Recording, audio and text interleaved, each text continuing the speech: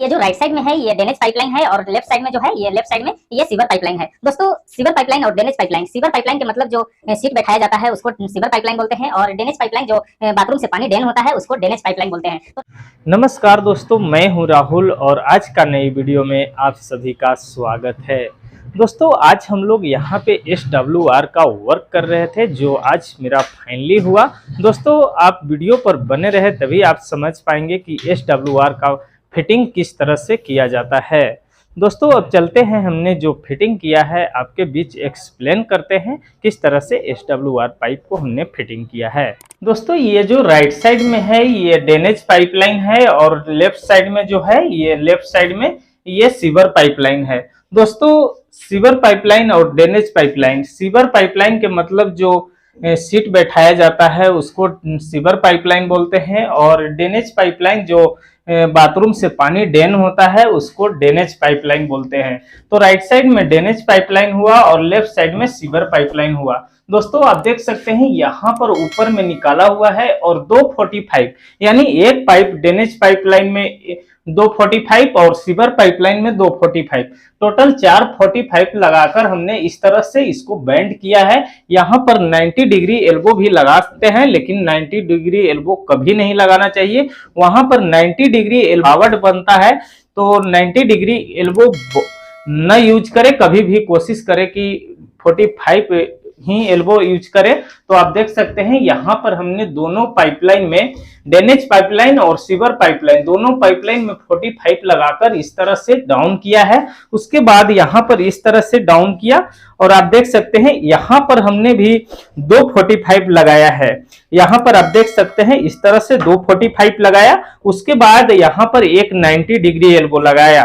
दोस्तों कोशिश करना चाहिए कि जितना ज्यादा से ज्यादा हो सके 45 एल्बो यूज करे। 90 डिग्री जब ऑप्शन ना बचे तो वहां पर 90 डिग्री एल्बो को यूज करे। जैसे आप देख सकते हैं यहाँ पर हमने 245 यूज किया है, उसके बाद एक 90 डिग्री एल्बो यूज किया, उसके बाद इस तरह से आगे लाया है और यहाँ पर आप देख सकते हैं पर हमने 245 लगाया, उसके बाद इस तरह से आया और यहाँ पर आप देख सकते हैं एक पॉइंट दिया हुआ है। यहाँ पर 4x4 का टी लगाकर इस तरह से हमने पॉइंट लगाया है। हालांकि यहाँ पर नेहानी ट्रिप होना चाहिए था लेकिन नेहानी ट्रिप अवेलेबल नहीं हो पाया, यहाँ पर नहीं हमने लगाया है। लेकिन ये रॉन्ग हो जाता है, कभी भी कहीं पर भी पॉइंट दे तो नेहानी ट्रिप से ही पॉइंट। नेहानी ट्रिप यदि लगाते हैं तो उसका बस काम यही है कि स्मेल रिटर्निंग न करता है। तो कोशिश करें कि नेहानी ट्रिप ही लगाएं, लेकिन हमको यहाँ पर अवेलेबल नहीं हो पाया तो हमने नहीं लगाया है और इस तरह से पॉइंट दिया। दोस्तों आगे चलते हैं। इस तरह से जो सीवर पाइपलाइन है इस तरह से डाउन किया और इसको में भी हमने 245 लगाया है। उसके बाद एक 90 डिग्री लगाकर उसको तिरछा एंगल में लिया, जो 90 डिग्री एल्बो है उसको इस तरह से लिया, उसके बाद एक 45 लगाकर इसके बाद इस तरह से हमने एक 90 डिग्री एल्बो यहाँ पर लगाया है। और दोस्तों यहाँ पर 45 लगाने से नहीं एडजस्ट हो रहा था तो इसको वजह से हमको यहाँ पर 90 डिग्री एल्बो लगाना पड़ा। उसके बाद यहाँ पर देख सकते हैं वाई हमने लगाया है, इस तरह से ऊपर से ड्रेन हुआ और इस तरह से आगे आया और सीधे चला गया और यहाँ से वाई आया और इस तरह से कनेक्ट होकर ये भी साथ में चला गया।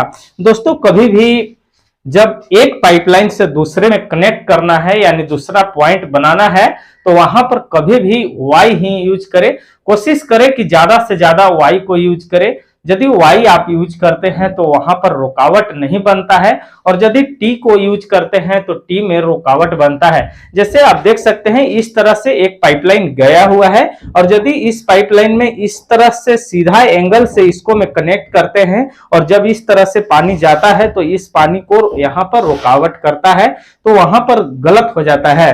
तो कभी भी इसको वाई को यूज करे। जब इस तरह से पानी ड्रेन होगा और यहां से इस तरह से पानी ड्रेन होगा तो दोनों साथ में जाकर ड्रेन होगा, कोई भी दिक्कत नहीं है, कोई भी रुकावट नहीं बनेगा। और दोस्तों आप देख सकते हैं यहाँ पर इस तरह से यहाँ पर कंक्रीट कर दिया गया है। जो पाइप पर गंदा दिख रहा है ये कंक्रीट किया हुआ है, इसका जो कंक्रीट है मसाला है उसको यहाँ पर पाइप के ऊपर लग गया है, नहीं तो ये फ्रेश दिखता। यहाँ पर कंक्रीट कर दिया गया है, इसके वजह से गंदा दिख रहा है। और दोस्तों कहीं पर काम करे तो कोशिश करे कि इसको कंक्रीट कर दे, और कंक्रीट करने से फायदा ये होता है कि बैठने का चांस नहीं रहता है। कहीं कहीं पर ऐसा होता है कि पाइपलाइन हम लोग फिटिंग कर देते हैं, वहां पर जब फर्श जो है मिट्टी भरावट जो है वो बैठ जाता है और काफी ज्यादा दिक्कत आ जाता है, पाइप फट जाता है, टूट जाता है। तो कभी भी कोशिश करें कि इसको कंक्रीट ही कर दें। उसके बाद हम नेक्स्ट में आगे चलते हैं। आप देख सकते हैं इस तरह से हमने सीवर पाइपलाइन को आगे लिया, और यहाँ पर आप देख सकते हैं आरसीसी जो पिलर है इसको तोड़ दिया गया है, और जो रड सरिया बांधा हुआ है इसको हमने बीच में लिया है। उसके बाद यहाँ पर आप देख सकते हैं ये जो है सीवर टैंक है, इस टैंक में हमने डाल दिया है। ये डायरेक्ट इस तरह से टैंक में डला गया। उसके बाद यहाँ पर इस तरह से आगे निकाला। ये जो है ये ड्रेनेज पाइपलाइन है, और एक यहाँ पर पॉइंट दिया हुआ है। ये दोस्तों पॉइंट दिया हुआ है, वॉशिंग मशीन आएगा उसके लिए एक पॉइंट दिया हुआ है, और यहाँ पर जो वॉशिंग मशीन का पानी ड्रेन होगा वो बिल्कुल आसानी से इसमें ड्रेन हो जाएगा।